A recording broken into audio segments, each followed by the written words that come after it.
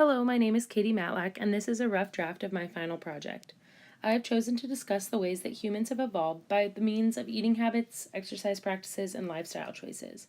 I have entitled this project Clear Your Plate, an insight into the obesity epidemic, and I will be comparing past and present portion sizes, obesity rates, and exercise patterns, and the ways that these are affecting us as a race.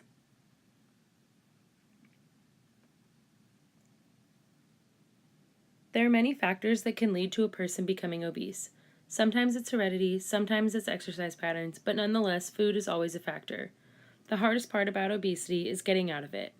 You can diet and exercise endlessly, but if you don't adapt to these lifestyle changes, then the battle with your weight will always continue. On this slide, I will discuss the things that influence obesity and the ways that the disease works in general.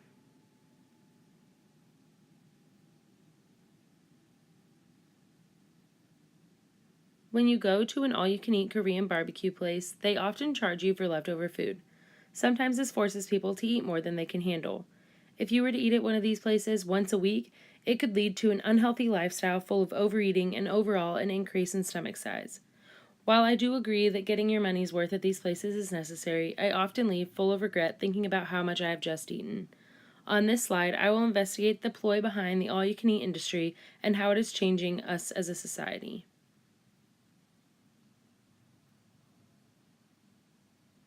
The prevalence of obesity that we see across the United States is typical of an affluent nation. However, it is not only present here but also around the world.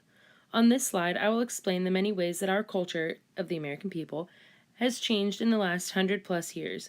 We will explore the changes in food preparation and storage and how these influence portion sizes and meal times. The coming of the industrialization as well as modern technology have made prepping and eating easier. Thus, they have changed the way that our culture handles food.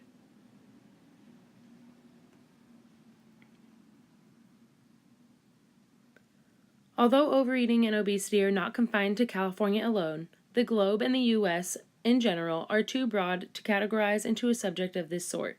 Therefore, I will be focusing on the trends that I have observed throughout my life in California.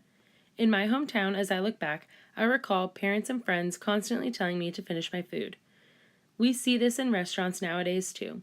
People hold onto their plates so that they can eat those last few fries even though they don't need them. Additionally, here we live a fast lifestyle.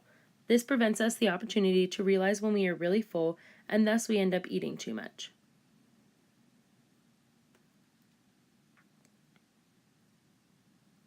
Here's a list of the references that I have accumulated so far.